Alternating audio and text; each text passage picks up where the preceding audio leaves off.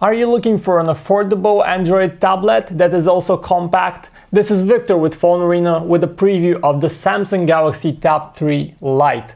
This device is coming soon to the United States for a price of $160, and it features a 7-inch display, Android Jelly Bean, a dual-core processor, and even a camera on the back, a rear bare-bones camera. So what's it all about? How does it compare against other affordable Android smartphones?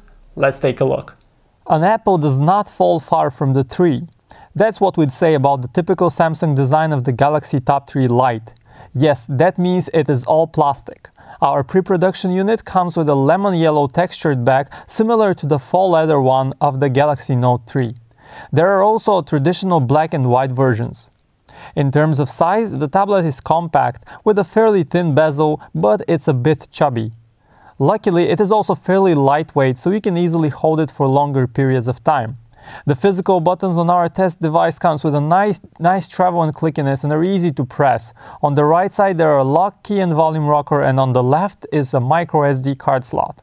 The Galaxy Tab 3 Lite features a very modest 124 by 600 pixel 7-inch display that just fails to meet modern day expectations for tablet sharpness.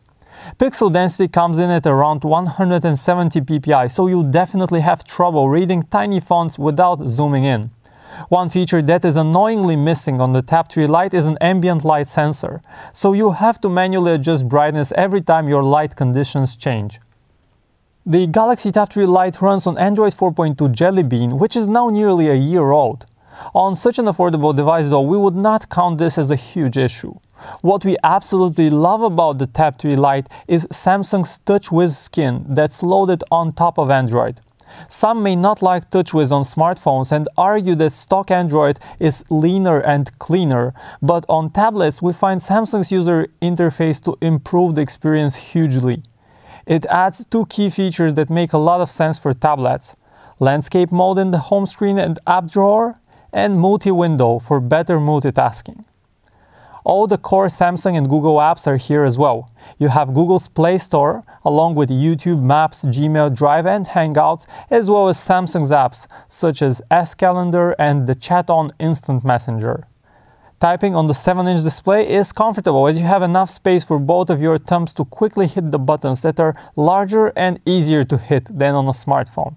The Galaxy Tab 3 Lite runs on a very humble dual-core chip, but with its low-res display, it also won't put too much of a strain on it. And we expect the device to perform relatively smoothly in daily use. We installed some casual games like Temple Run 2, and they all ran perfectly well on the tablet. Still, do not expect to be able to play the latest games like Real Racing 3 or Asphalt 8 without a stutter. You'd be able to run them, but chances are they won't run perfectly smooth. The Galaxy Tab 3 Lite features only 8 GB of internal storage, but luckily you can expand that via micro SD cards of up to 64 GB. We'd abstain from any final judgments about the Tab 3 Lite's performance, since what we have is a non-final unit. In our final review though, you'd also find conclusive benchmark tests of the tablet.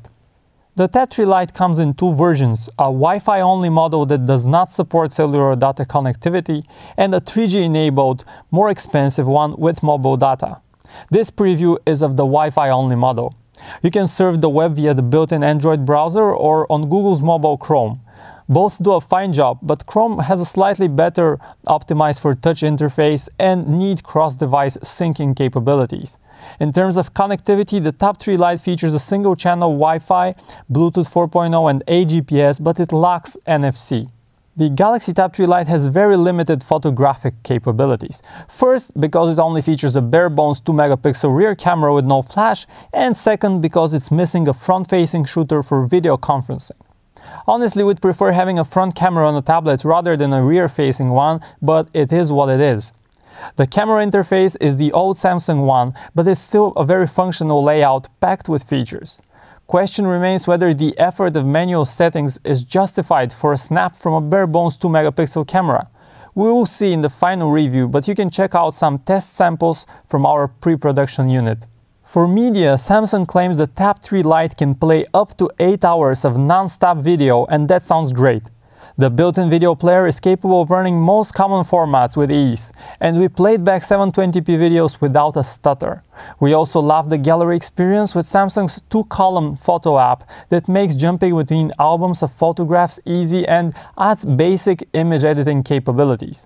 For music, you have the Google Play Music app along with Samsung's own music player, and while both get the job done, we tend to prefer Samsung's application for its simpler interface, nice equalizers, and folder view support. All in all, our expectations for the Samsung Galaxy Tab 3 Lite are fairly modest, because of its mediocre specs of course. There are much better equipped tablets out there for a very similar price, like the 2012 Nexus 7 for example. Now the big problem with this of course are the specs, but on the positive side, it will be offered in many stores, it is an affordable tablet, it runs a fairly modern version of Android with TouchWiz skin on top, so of course you can consider it.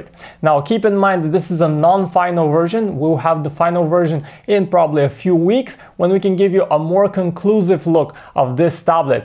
Right now we expect this to cost around $160 in the States and around 160 euro for the Wi-Fi only version in Europe. For a more detailed review and for our current preview, make sure to go to phonearena.com. Thanks for watching.